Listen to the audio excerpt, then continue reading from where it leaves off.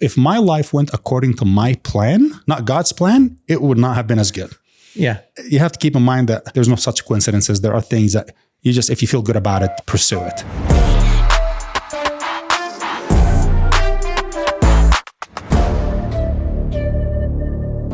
Flat Bill Investor Podcast is brought to you by Drip Swag. Don't get bored with your swag. Get Drip Swag. Drip-swag.com. Hi, and welcome to the Flat Bill Investors Podcast. I'm Josh Zaglowski. I'm Zach Spencer. Welcome. Pleased to be here. We have somebody that I've just barely met just a few days ago at a networking event, but his story stood out, a very unique story. And the funny story about who we've got is that I heard his name from across the loud industrial building. And I thought, okay, we've got Jesus Sakar or some name. I was like, who is it? But that is not his name. Give us your actual name. My name is Haysam Sakar. Haysam Sakar. So I was close. But anyway, welcome Haysam. It's really a pleasure to have you here and to hear some about your story. And I'm happy that you will get to share it because I think it's really interesting. Pleasure to be here. And you wouldn't be the first one messing up my name. There you go. I get my name messed up all the time. So I still mess up your last name. I know. Yeah. So luckily, it's okay. my phone auto writes your first name really well, Josh. It's easy. Yeah, that's it. Or Jay-Z. That's the next name. So, Haysam, thanks for being here, man. Thank you. Thanks for having me. Yeah. Let's get right into it. We were talking earlier, we always talk obviously before our show on your story coming to America. Why don't you kind of start with that? Then we'll kind of go over your family, your business, and then kind of what you're up to now. Wait, I have to interrupt you because I didn't do the hat. Oh, you didn't do the hat. I'm wearing the wrong thing. Okay. Yeah. Haysam, also his business, and he's brought his hat here. I'm going to interrupt, is Action Solar. And we're going to get into the Action Solar stuff in a minute. Anyway, sorry about that. Let's go. You're all good. You're all good. I came to the States here in 1998. I was 22 years old, finished college in Egypt. I was born and raised in Egypt to an Egyptian mom and a Palestinian dad. Funny story at the time is it may sound funny now, but it wasn't then. I didn't have any citizenship. How does that work? It's really interesting. So in Egypt, at the time, they changed that, of course, after I left. But at the time, the law was if your father is not Egyptian, you're not Egyptian. Even though if you're born there, raised there. Yeah, it's crazy. It's actually, when I still travel to Egypt, at custom, they don't get it because my American passport said born in Egypt, but they have no Egyptian records for me. Oh, wow. So they look for it like, you're not Egyptian. I'm like, no, but it says Egyptian on the American passport. I'm like, because the state says where I was born. It doesn't say what my nationality. They go by where you were born. And every time at custom, they just can't understand it. And then they have to call some higher level ranking officer to come and say like, yeah, I know what that was. That was long time ago. Yeah. So good. the people working now just have no experience. They have no idea. They're all young. Does that mean it was like back then it was like more of a male dominated country or no? Does that have to do with the patriarchy? Like with only the male, if you're not born, you don't get citizenship because your dad, not your mom. So that was the law. I mean, some other countries that you don't get citizenship unless if your mom is from there. So it's every country has a different law. Mm-hmm. Okay. But in where my dad's from Gaza, I wasn't born there, so I don't get either Palestinian, and Israel does not recognize anybody that was not born on land. Mm-hmm. Same thing for them. So I had no nationality neither. I had a refugee passport. Even though it says on a Palestinian refugee passport, but it was not without a citizenship. Which is so it's mind blowing to me because I've never heard of this concept. So it's really foreign to me to think about that. And I took a huge risk because when I moved to the state here, I had a refugee passport. I was going to school. On a visa? On a visa. And if I stayed more than 1 year outside of Egypt, I lose my Egyptian residency. Okay. So you had residency, but you weren't a citizen. We had to pay the residency fee every year. Okay. Yeah. Okay. This also it was unique. It's very dynamic. Well, the thing that you talked about before too is because your dad is Palestine and you've only been there 5 or 6 days in your life. In 1985. Yeah, we went to visit my grandma. We had a house in Gaza where they had the entire family tree since like the 600. Oh wow! And the entire tree had been in that house. Not been in that house. The tree was painted. They had the records of the lineage record. The records of the tree. Of every single male and female born since a certain person, the oldest that thought about it. Oh my God. So I have a picture of that thing, because that house is no longer there, but. That's crazy. Oh, but it was painted in the house. It was painted in the house. How cool, man. That's so cool. No, I mean, and our families, I think just because of our culture, do a lot of looking at your family tree and your lineage and things. But 600, that's a long way back. I think for this culture here, this would be a gold mine. A gold mine of data. Yeah. Okay, that could send a few family trees way far back. Yes. Yeah, that's awesome. So you came here at 22. Any siblings? I have 2 sisters younger than me, and they both still live in Egypt. Both married. My mom is in Egypt. I'm the only one that moved here from my family side. Okay, cool. And then when you moved here, you moved right into New York. New York, yep, my favorite. What led to you being in Egypt? You were going to stay in Egypt. What gave you the kind of the urge to come to America? So it was serendipitous more than anything else. Okay. I finished college. I spoke English. Part of the law there, if your dad is not Egyptian, you can't go to public schools. Oh. So I couldn't attend public schools like other Egyptian. We had to go to private schools. So that was a plus. Yeah, that sounds a great plus. That sounds like a nice. It was difficult for my father because he had to work super hard to afford it. But it was a plus to get there. Spoke English, learn English early. And then one of my father's really long lost cousins, he still lives in Staten Island, came to visit and he said, do you want to come to the States? I'm like, sure, I'll come to the States. And that was it. You're probably early 20s by that time. Yeah, we just finished college. And so she, sure, I'll come to the States. I don't know what I need to do. Just to visit, or did he say to come? He just asked if I want to come to the States. Okay. And at the time, I had a job lined up with a U.S. oil company in Egypt. Spoke English, no computers. That was a great entry level job for them. And then I get a phone call from the U.S. Embassy saying, hey, you have an interview coming up for a student visa. I'm like, I finished college. What would I study? So just come in for the interview. He said an interview. I went for interview. And they asked in the interview, why do you want to go to the States? And I said, because I can. And apparently that's the answer that checked that day. And I was the only one that got the visa. You hadn't applied for it. No, he applied for it through a student visa. Okay. And that was amazing because I came here to school and that was fantastic to go through the U.S. education system. I was always wondered how, and everybody talks about the States, how's the education system? And I was really lucky and blessed to have experienced what it means to go to the U.S. education system. Cool. I went and I got my visa and I looked at that. It's a 5-year visa. I have time. I can just... Did you just have to go back once a year then? For the visa, I didn't have to go back. You didn't lose your residency? In Egypt? Yes, that was a residency piece of it. I had to go back once a year. And this is where the conflict happened. Then I just said, I have 5 years. I can go anytime I want. Then I get a phone call from Egypt Air on a Tuesday saying, oh, by the way, you have a one-way, non-refundable, non-transferable ticket to New York Friday. So take it or leave it. And that was it. Packed my bags, jumped on the plane. What did you, because I know where your career has gone today, but what did you graduate in? Like, what did you want finance. To be? So finance? At the time also, it was difficult for non-Egyptians to become engineers or doctors. Oh. So that was reserved to certain nationalities and then... In Egypt. So I had one or two options, an attorney or an accountant or accounting or business. So I chose business because that's my entire lineage, my family, my dad, my grandpa. They're all been business owners since ever. So I chose business. And if I knew how much attorneys make in the States, if I knew accounting to the States, I would have chosen different. Maybe changed a little bit. But no. And I'm so grateful for the career I've been through. So yeah. Cool. I mean, it sounds like your whole story seems like you were really grateful for all these little serendipities, these little things that have happened. And you're very conscious of those. 100%. If my life went according to my plan, not God's plan, it would not have been as good. Yeah. You have to keep in mind that there's no such coincidences. There are things that you just, if you feel good about it, pursue it. And that's what happened in how I met my wife. That's how it happened in my businesses. Yeah. Some of them, even though it didn't end up being the most fruitful, but the experience with those partners was great lessons to learn and to keep in my. Yeah. What's that saying that says, thank goodness I didn't get the thing I thought I wanted. Yep. And you're searching for something and you're like, it didn't work out, but it's actually it's always better on the other side. Yeah, it's cool. Yeah. So now you're in New York. You talked about meeting your wife, and that was God's plan. So how did that work? So as I was studying, I waited tables, and I waited tables in Times Square. Right. I have to give that restaurant a shout out. It's back in New York, and it's not Times Square anymore. It's on Broadway, called Roxy's Delicatessen.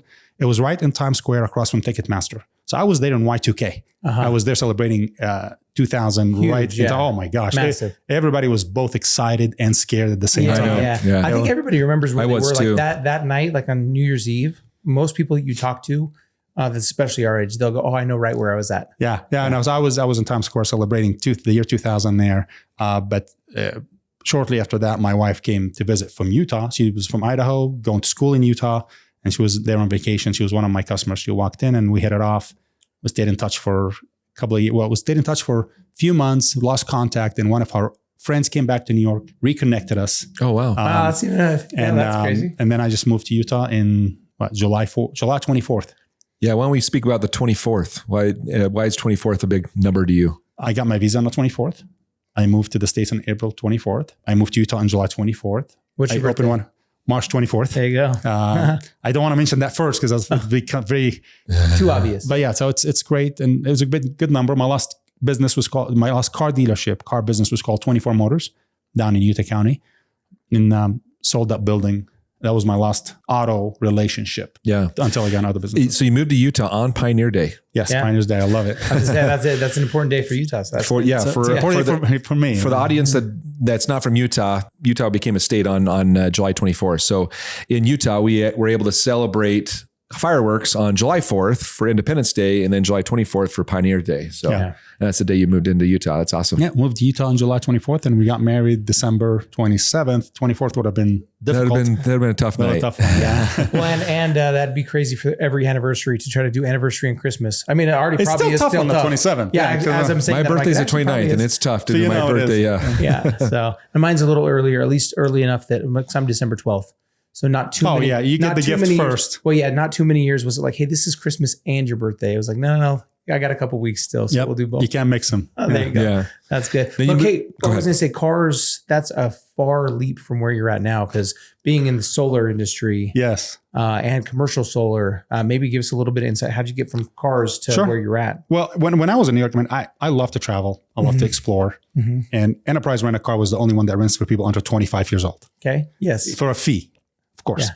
So I would go rent cars and just explore New York City, explore Long Island, Queens, Manhattan. I would go to Jersey. As I was there, I had no idea they had a recruitment plan where if somebody asked if you want to work for Enterprise. Oh, sure. So they asked me if I want to work for Enterprise. I'm like, sure. I finished college. I finished what I needed to do in education. I don't want to wait tables for the rest of my life. Yeah. I got to see what and it felt right. Yeah, I've had friends start that. It's a career move. It is a career move. Enterprise does provide an incredible amount of training, especially for entry level positions. So I went to start working for Enterprise Rent a Car in Hoboken, New Jersey, right across from the Hudson from New York City. And as I was working there, my communication with my wife, increased. And at the time in 2001, Enterprise in Utah was not what it is now. Sure. In fact, 2001 Enterprise in Utah was like a corporate death for most people. Like, nobody wants to live here. Utah was not as flourishing. The Olympics hasn't happened yet. So they had a lot of open positions. Oh, yeah. Tons of open positions. So I was like, I'll call them. Like, hey, do you guys need anybody? I'm like, yeah. Come into our airport location. Actually, yes. Yes, we do. I went to the airport location. And I remember that at the time, Enterprise was ran by the group founder, Rhett Farnoff, is doing a great job. Fantastic management at the time.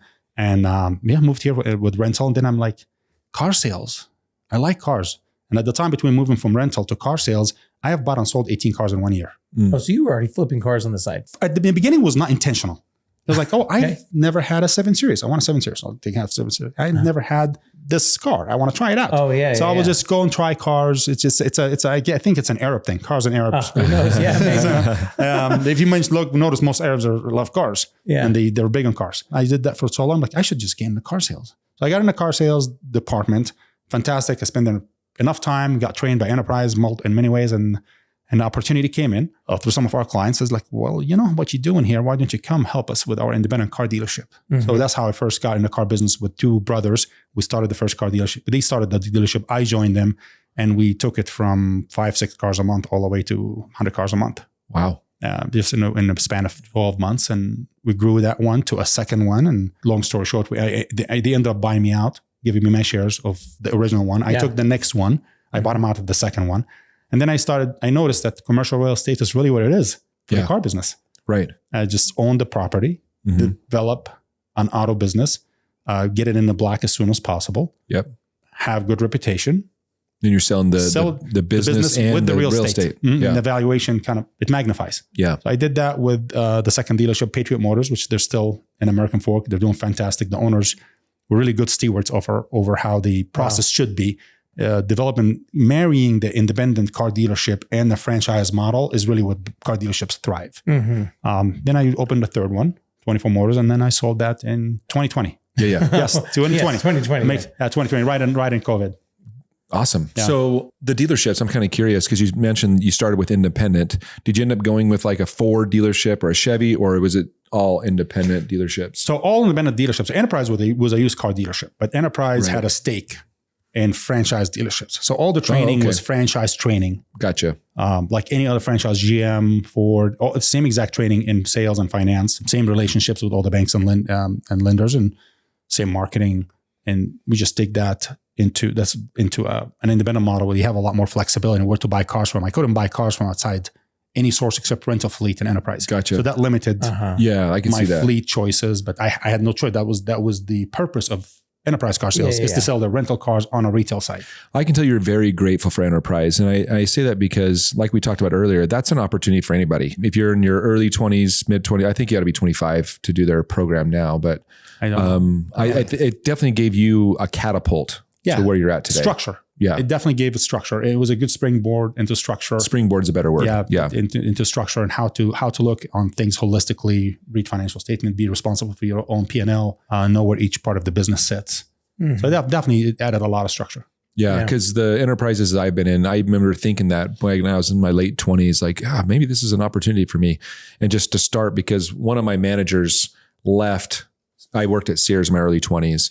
And he was my department manager, and he left to do an enterprise store and to be the store manager there. It really springboarded him into other opportunities. He moved back down to St. George, did a couple dealerships, and just really got into business pretty good with it.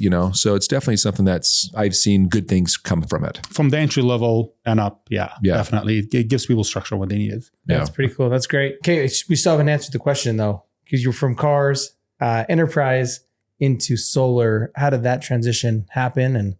So you sold in 2020, and what got you into commercial solar? After selling, took some time off with the family, but then that cannot last for too long. Yeah, started getting into invested in composting in a company called Elm Dirt out of Kansas, where they do organic. An energy company? No, they just they do organic fertilizer. Oh, okay. So worms, they raise worms and they use worms as output for liquid and solid into organic fertilizer and made a different product. And they've been doing fantastic. I kind of want to joke is like, was this inspired by Dumb and Dumber? Yeah. It wasn't. It really wasn't. But we sell worms, right? Worms. Well, the funny thing is when they first pitched me the idea, they were actually selling worms on eBay. That's the original thing. They wanted to have a worm farm and sell it. It's great business. But then they found out the composting is a much better fit and it's so needed. And at the time, there was no fertilizer. Like we had fertilizer issues from the Ukraine-Russia war and the organic fertilizer. And now we know that chemical fertilizer is not where it is. Yeah. Organic fertilizer where it should be. And we can't get to that cost until you grow to a certain level, right? To the same cost. But so they're doing great. And that's how my first investment is still going really well. Cool. The second one I invested in a Utah company that does solar sales. Okay. But part of the deal was I give you that money and I will come work for you. I wanted to learn something new. Okay. I was just, my wife and I have felt that we're done with auto.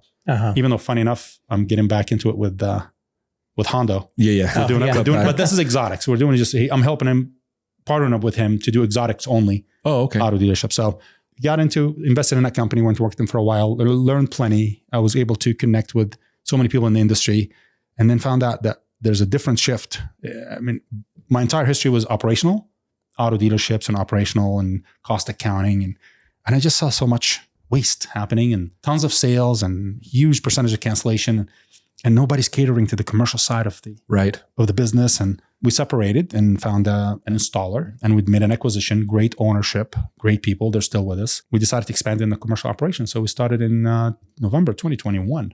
What's funny is I know one of my friends, business partners listening to right now, but we actually looked at getting into commercial solar back in mid to late 2020 because I've been in commercial real estate for so long. And I was like, man, there's such an industry here. And you're right. We just couldn't find the right other partners that had been around solar for a long time. We knew connections. We had the marketing in place that we know we could get, but we just didn't have that installer or someone that's been in the industry. And so we dabbled into it for like 4 or 5 months, and then we just kind of passed on it. And then we started ERC specialists. Which is great. We ended up doing really well. Ended up being pretty well. So we one of those things where you're like, I'm glad I didn't. Exactly. If you wanted to plan it, I've always still had a desire in it because it's the future though. Like, I mean, and I've always said, because I own commercial real estate, and there's, you have triple net leases where your tenants are paying your expenses. And so you're putting something on there that's going to help with their expenses and adds value to the property. Yeah, correct. And you can monetize it.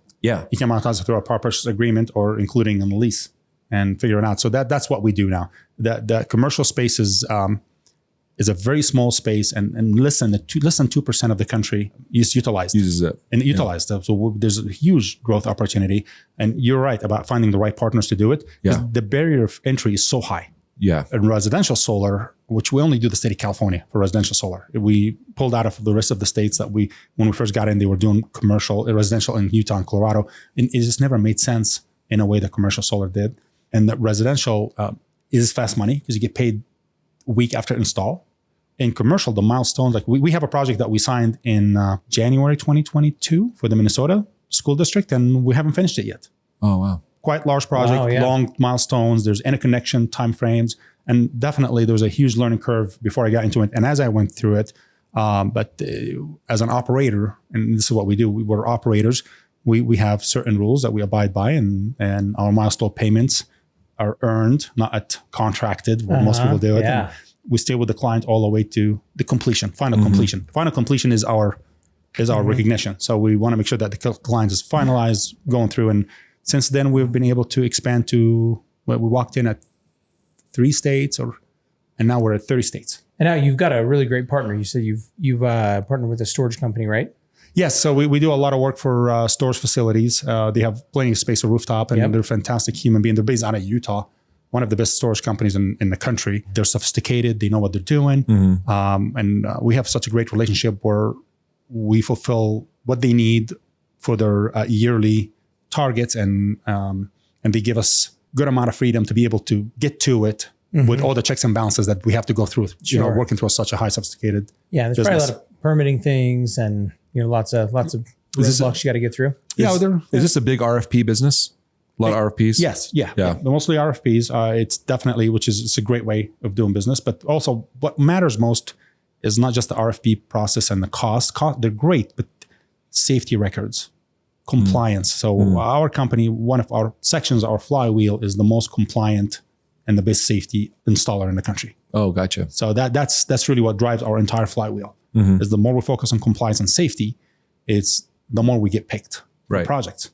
And that flywheel has been going now for 3 years, and we're noticing that reputation as the go-to installer has been what's driving us to be one of the most compliant and best installers out there. Yeah, that's amazing. So let me ask you this: your kind of the scope of your experience is pretty broad. You as we've been talking, there's a lot of different things you've done. What would you say is something about your personality, or like we like to ask, what's your superpower that has taken you and helped you be successful through all of these different things you've done, even from immigrating to now being in the commercial solar space? What would you say you are particularly great at? People. It's first who, then what. I mean, if anything I learned from Jim Collins, and you're familiar with him, it's a fantastic human being, and is first who, then what. It's people. I love people, have great access, and I don't have people to get somewhere. I just love people. And if something comes out, great. If not, we're great friends and have fun and enjoy life. To me, having moved to the States by myself, left my entire family there, my motto has been, which by the way, I copied that from one of my good friends here. He finally put words to what I felt in my heart, is friends are the family you choose. Yeah.